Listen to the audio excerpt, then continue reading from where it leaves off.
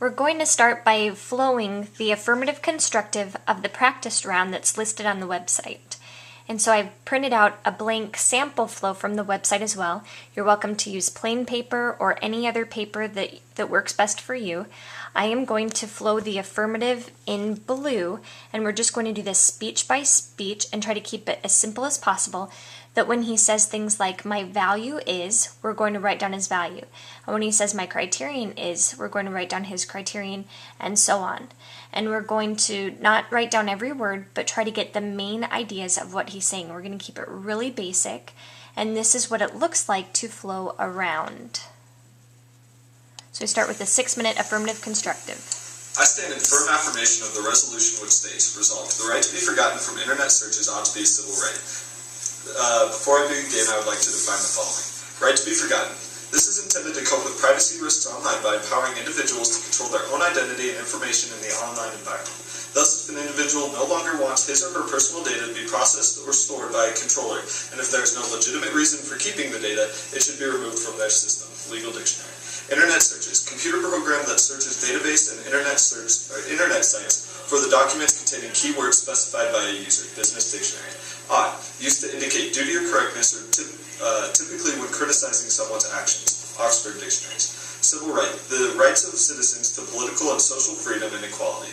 Oxford Dictionaries. The value used in this debate will be quality of life. Quality of life is categorized within 5 dimensions: physical well-being, material well-being, social well-being, emotional well-being, and development and activity. Quality of life provides for citizens to be able to live in a society where their needs are met to the greatest extent possible, therefore providing a society that provides for a citizen's needs before their own.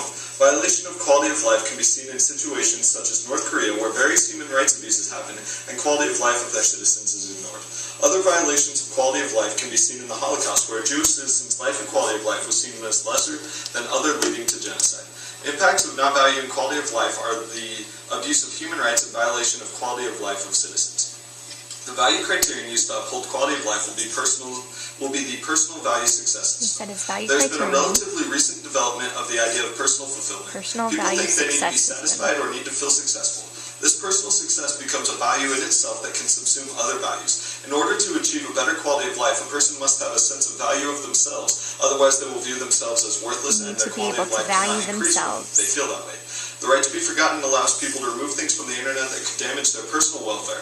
Once that is gone, they don't have to worry about losing their job over a mistake they made years and years ago. Observation 1. The right to be forgotten does not delete the website or information from existence, but rather makes it harder to search for. Contention 1. Not having the right to be forgotten violates personal autonomy. The right to be forgotten is an important instrument to be used in the process of negotiation, enabling further choices, opening further future identities by removing previous ones. Similar identities or ideas can be found in the conceptualization of personal identity as a narrative, according to which personal identities are conceived and better understood as stories. Identities are not only nomadic, changing according to the story's development, but they also remain open to revision, taking into account the idea of personal identity as a narrative and stretching it a little further. The question that lies beneath the right to oblivion is the possibility of having parts of our identity narrative erased, preventing them from being accessed and acknowledged by the larger public. The right to be forgotten broadens the scope of the right to personal identity, covering not only the entitlement to construct one's future's identity story, but also erase one's past. The right to be forgotten plays an essential role not in the process of identity construction, but in the process of identity deconstruction, allowing for new and different identities to be built afterwards. Gomez, 2012. The United Nations Declaration of Human Rights states in Article 29, everyone has duties to the community in which alone the free and full development of his personality is possible. 2. In exercise of his rights and freedoms, everyone shall be subject to only such limitations as are determined by law solely for the purpose of securing due recognition and respect for the rights and freedoms of others and meeting the just requirements of morality, public order, and the general welfare in a democratic society. 3. These rights and freedoms may in no case be exercised contrary to the purposes and principles of the United Nations. Under the United Nations Declaration of Human Rights, a citizen of a government has the opportunity to develop himself in his society to the fullest extent. Therefore, by providing the right to be forgotten, one has the option to remove any incriminating data that may be at risk to his general welfare. Though the right to be forgotten would be a civil right, that no means says anything that any data pertaining to the government or national security can be deleted. The general public are the only ones that will be able to exercise said right by deleting data that will not be a risk to national security or another's welfare. With the freedom, With the right to be forgotten, people are allowed to take down anything negative to them. Therefore, the right to be forgotten can protect a citizen's identity, but can be revoked by the government if it is a risk. This upholds the quality of life because it provides the well-being of a person by saving them from defamation. Contention 2. The right to be forgotten leads to more motivated employees. Frederick Heisenberg came up with a theory called the two-factor theory. This theory stated that in order for an employee to be motivated, they had to have a good combination of two factors, hygiene and motivation factors. With low hygiene and motivation factors, employees are obviously less motivated, but they are also less productive and full of complaints. According to InsideBusiness360.com, one of the three main reasons that employees are unmotivated is due to personal problems or a lack of quality of life. Some of these personal problems are actually feeling humiliated or scrutinized due to something that has been put on the internet, either by them or about them. With the right to be forgotten, this will not be a problem because anything that is harmful to a person's welfare could be taken down, thus improving their quality of life and improving their motivation and leading to better output. And for these reasons, I urge you to vote in negation of the resolution. Thank you. Okay, so what we did was we tried to highlight the main ideas.